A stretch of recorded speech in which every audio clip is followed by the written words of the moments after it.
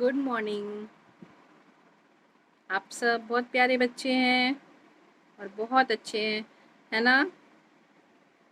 आप लोग अपने मम्मी पापा को तंग तो नहीं कर रहे हैं छुट्टियों में? देखो बेटा, मम्मी पापा को तंग नहीं करना। आप सब अपनी पढ़ाई पर ध्यान दीजिए। आपके एग्ज़ाम्स आने वाले हैं, उनकी प्रिपरेशन करिए। और अच्छे बच्चे जो होते हैं वो अपने मम्मी पापा के काम में उनका सहयोग करते हैं, है ना? तो आप सब भी बहुत प्यारे प्यारे हैं, है कि नहीं है? तो आप लोग अपनी मम्मी पापा की हेल्प कीजिएगा, उनको परेशान कम कीजिएगा। और बेटा, अपने काम को समय से सही तरीके से पूरा कीजिएगा। मैंने आपको पिछले चैप्टर का वीडियो भेजा था, यानी रिटन वर्क भेजा था। तो मैं उम्मीद करूं कि आपने अपने काम को पूरा कर लिया है ना? किया है आप लोगों ने? बहुत अच्छी बात है अगर आपने कर लिया है। और जिस भी बच्चे ने नहीं किया है, छूट गया है, तो वो आज के आज बैठ करके उसको पूरा कीजिएगा। ठीक है बेटा? हम जब समय से अपने काम को करते हैं तो हमारा काम हमेशा पूरा रहता है। फिर हमको चिंता करने की ज़रूरत नहीं होती है कि अब हम क्या करें। जब एकदम से आपसे कहा जाएगा कि अपनी कॉपी आप सबमिट कीजिए या प्रोजेक्ट सबमिट कीजिए, तो फिर आपको बहुत टेंशन होगी ना। अरे अब हम क्या करें, अब हम क्या कर सकते हैं, कितना जल्दी जल्दी काम पूरा करें। तो वो टेंशन आपके मन में पैदा ना हो, आपको टेंशन में देकर आपके मम्मी पापा टेंशन में ना आए, इसलिए अपने काम को पूरा करते रहिए। अच्छे बच्चों की यही निशानी होती है ना? और आप सब तो वैसे भी बहुत अच्छे हैं, तो अपने काम को पूरा कीजिएगा। पिछला चैप्टर हमने ख़त्म कर दिया था। अब हम अपने नए चैप्टर की ओर बढ़ेंगे। हमारा चैप्टर नंबर है 3 और उसका नाम है भारत खनिज संपदा। ठीक है बेटा? खनिज संपदा भारत की, यानी कि हमारे भारत में क्या क्या पाया जाता है, या हम खनिज संपदा के मामले में कितने रईस हैं। ठीक है? हमारे घर में जितनी ज़्यादा चीज़ें होती हैं, हम उतने ही ज़्यादा रईस माने जाते हैं ना, उतने ज़्यादा बड़े माने जाते हैं। तो भारत भी हमारा घर है या नहीं? जैसे कि स्कूल आपका घर है। जितनी देर आप स्कूल में रहते हो, उतनी ही देर आप घर में भी रहते हो। बल्कि स्कूल, ये कहा जाए कि आपका बहुत सारा समय स्कूल में ही बीतता है, क्योंकि आधा स्कूल आपका घर में भी चलता है ना? तो भारत में हम रहते हैं, ये हमारा घर है। और हमारे घर में कितनी संपदा है, जितनी ज़्यादा संपदा होगी हम उतने ज़्यादा रईस होंगे। तो आज हम पता करते हैं कि हम कितने रईस हैं। ठीक है? आओ देखते हैं कि खनिज संपदा क्या है। सबसे पहले तो आप ये बताइए कि आप ग्रीन वेजिटेबल्स खाते हैं, हरी सब्जी खाते हैं, पत्तेदार शाक सब्जी खाते हैं ना? तो आपको मालूम है उनमें हमको लोहा मिलता है, स्पेशली जैसे पालक जैसी सब्जी है, तो उनमें हमको क्या प्राप्त होता है? बहुत सारे खनिज मिलते हैं। वो हमारे शरीर को स्ट्रॉन्ग करते हैं, ये बात आप जानते हैं। ठीक है? अब आपको ये मालूम है कि वो खनिज सिर्फ शाक सब्जियों के अलावा और कहाँ मिलते हैं हमें, और कहाँ से मिल सकते हैं? ठीक है ना? तो सब्जियों के अतिरिक्त हमें खनिज और कहाँ से मिलते हैं, या हम उनका क्या उपयोग कर सकते हैं? आपने अपने घर में देखा है, आपके घर में बहुत सारी चीज़ें हैं। जैसे मम्मी के किचन में चाकू है, ठीक है, हथौड़ी है, आरी है, बहुत सारी ऐसी चीज़ें। साइकिल है आपकी, जिससे आप रोज़ स्कूल आते और जाते थे, है ना? इस समय तो नहीं आ रहे हैं, लेकिन एक समय था जब आप स्कूल आते जाते थे, और बहुत जल्द वो समय वापस आएगा जब आप आएंगे। आपका ऑटो रिक्शा है, ठीक है, ट्रेन है, जिससे आप अपनी नानी के घर छुट्टियों में जाते थे। तो ये सारी चीज़ें हैं, ये बस है, ये सब किससे बनती हैं और कैसे तैयार की जाती हैं? क्या कभी आपने इनके बारे में सोचा है? ये जिन चीज़ों से निर्मित होती हैं वो हमको कहाँ से मिलते हैं? ठीक है? ऐसा जानने के लिए हमको पहले ये पता करना पड़ेगा कि ये सब कहाँ से मिलते हैं, तब हम जान पाएंगे कि ये कैसे बनते हैं। ठीक? तो आइए हम बात करें कि खनिज क्या हैं। आपको शुरू के चैप्टर में ही मैंने बताया था संसाधन।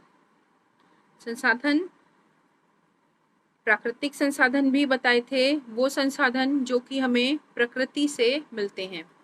हमारे खनिज भी हमें प्रकृति से ही मिलते हैं, इसलिए खनिज हमारे क्या हैं? प्राकृतिक या प्राकृतिक संसाधन हैं, प्रकृति से मिलने वाले संसाधन। ठीक है बच्चों। और अभी मैंने थोड़ी देर पहले आपको बताया कि हम अपने देश में जितने ज़्यादा खनिजों को प्राप्त करेंगे हम उतने बड़े रईस होंगे। ठीक है ना। तो आप हमारे देश में जितने ज़्यादा खनिज पदार्थों का हमें प्राप्ति होगी, हमारा आर्थिक विकास भी उतना अधिक होगा। ठीक है। यानी कि हम सीधे शब्दों में कह सकते हैं कि किसी देश का आर्थिक विकास जो है वो उसके खनिज पदार्थों के योगदान पर निर्भर करता है। ठीक है। यानी कि हमारे देश में जितने ज़्यादा खनिज पदार्थ प्राप्त होंगे हमारा आर्थिक विकास उतना ही अधिक होगा। हमारे जो खनिज पदार्थ हैं ये हमें धरातल के नीचे से प्राप्त होते हैं। ठीक। अब खनिज पदार्थ हम किसे कहते हैं?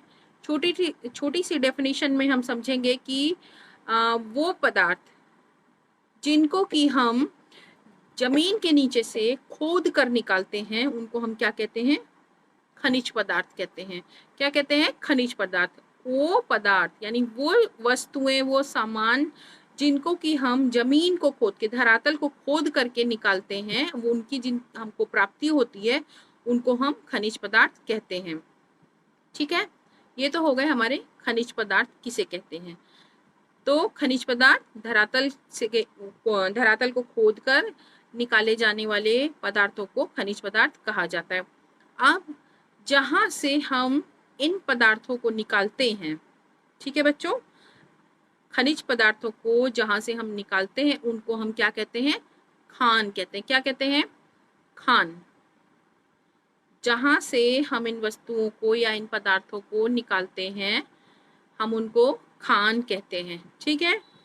अब खनिज पदार्थ जिन कच्ची वस्तुओं या धातुओं से मिलकर के बने होते हैं उनको हम अयस्क कहते हैं। जैसे सपोज करिए लोहा है, लोहा खनिज पदार्थ है, लेकिन वो जैसा हमको दिखता है वो वैसा निकलता नहीं है। ठीक है। तो जो खनिज पदार्थ जिन कच्ची वस्तुओं से या धातुओं से मिलकर बने होते हैं उनमें बहुत सारी धातुएं होती हैं, फिर उसमें से जो हमारे मतलब का होता है हम उसको अलग करते हैं, तो उनको हम क्या कहते हैं? अयस्क कहते हैं। अयस्क क्या होते हैं? खनिज पदार्थ जिन कच्ची धातुओं से और पदार्थों से मिलकर बने होते हैं उनको हम अयस्क कहते हैं। क्लियर है बच्चों? आपने बालू वगैरह को खोदते हुए तो नहीं देखा होगा, लेकिन मिट्टी खोदते हुए तो आपने अवश्य देखा होगा। हो सकता है खुद आपने खोदी भी हो, और नहीं खोदी है तो आज जा करके एक गड्ढा खोदिएगा, उसमें से मिट्टी निकालिएगा और एक पेड़ लगाइएगा। ठीक है। दो काम होंगे, एक तो आपको मिट्टी खोदने का एक्सपीरियंस होगा और दूसरा एक आप पौधा लगाएंगे जो कि आपको ऑक्सीजन देगा, और जब वो बड़ा होगा तो आपको खुशी भी देगा। अपने हाथ से कोई भी चीज़ आप लगाएंगे तो वो आपको खुशी देती है। तो आप मिट्टी खोदते हुए आप क्या करेंगे? एक्सपीरियंस करेंगे और पेड़ लगाकर खुशी प्राप्त करेंगे। ठीक है। तो बालू खोदते हुए तो आपने नहीं देखा है, लेकिन बड़े बड़े गड्ढों से बालू वगैरह ये सब निकाला जाता है। इसी तरीके से गांधी जी का डांडी मार्च आपने हिस्ट्री में पढ़ा होगा। गांधी जी ने क्या किया था? एक आंदोलन किया था जिसको कि हम डांडी मार्च के नाम से जानते हैं, और वो आंदोलन उन्होंने नमक के लिए किया था बच्चों। नमक, वही नमक जिसको कि हम अपने खाने में इस्तेमाल करते हैं, जिसके खाने में ना होने से हमारा खाना सारा का सारा बेस्वाद हो जाता है, और उसको चुटकी भर डालने से ही उसका स्वाद बढ़ जाता है। ठीक है। वही नमक था जिसके लिए हमारे बापूजी ने बहुत संघर्ष किया और उसके बाद उस नमक को प्राप्त किया था। और ये जो नमक है जिसको कि हम खाने में इस्तेमाल करते हैं, ये नमक आपको मालूम है आपको कहाँ से मिलता है? समुद्र से मिलता है। कहाँ से प्राप्त होता है? समुद्र से, याद रखिएगा। इसी तरीके से आपकी मम्मी व्रत रहती हैं, तो व्रत में वो क्या खाती हैं? कुछ भी फलाहार या फल या जो भी बना के खाती हैं, उसमें जो नमक डालती हैं उस नमक को आप किस नाम से जानते हैं?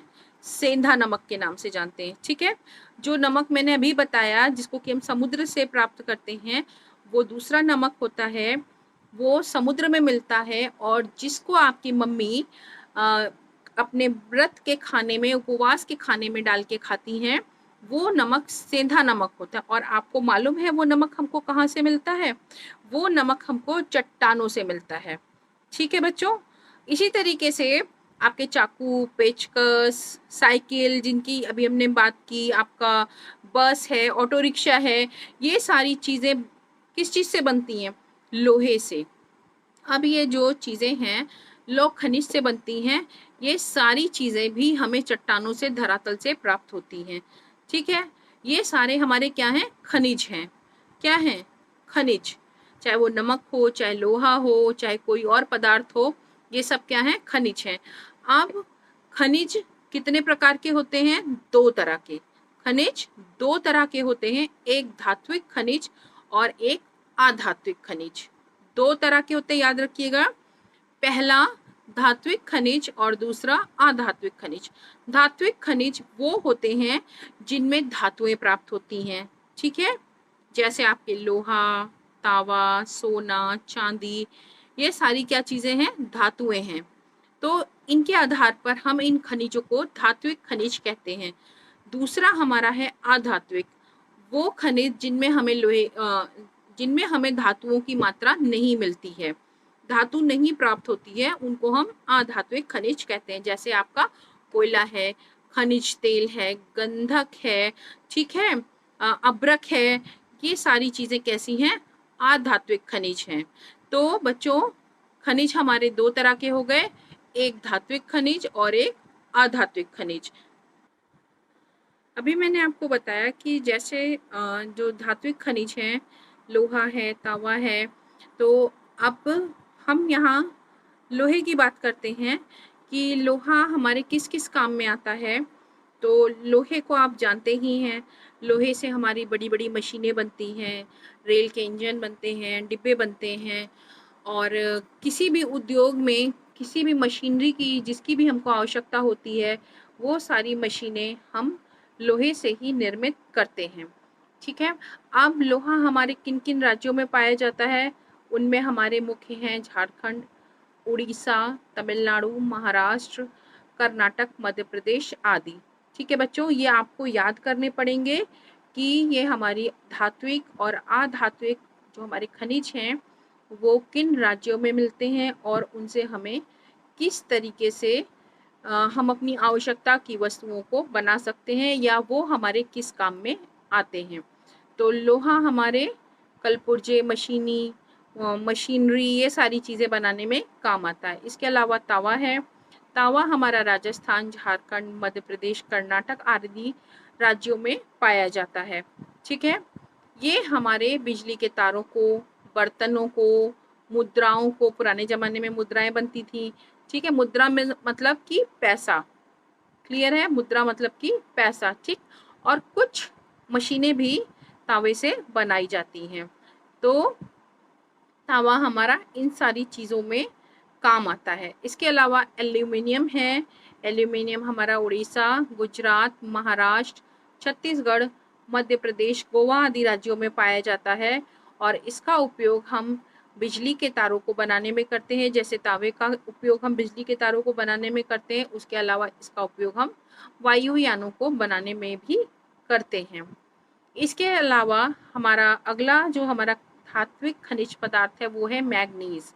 मैग्नीज हमारा मध्य प्रदेश, गुजरात, उड़ीसा, कर्नाटक, गोवा आदि राज्यों में पाया जाता है। और मैग्नीज का प्रयोग हम कीटनाशक दवाओं को बनाने में, ब्लीचिंग पाउडर को बनाने में, इस्पात को बनाने में, इसके अतिरिक्त ऑक्सीजन, क्लोरीन गैस, इन सब को बनाने में इसका हम उपयोग करते हैं। किसका?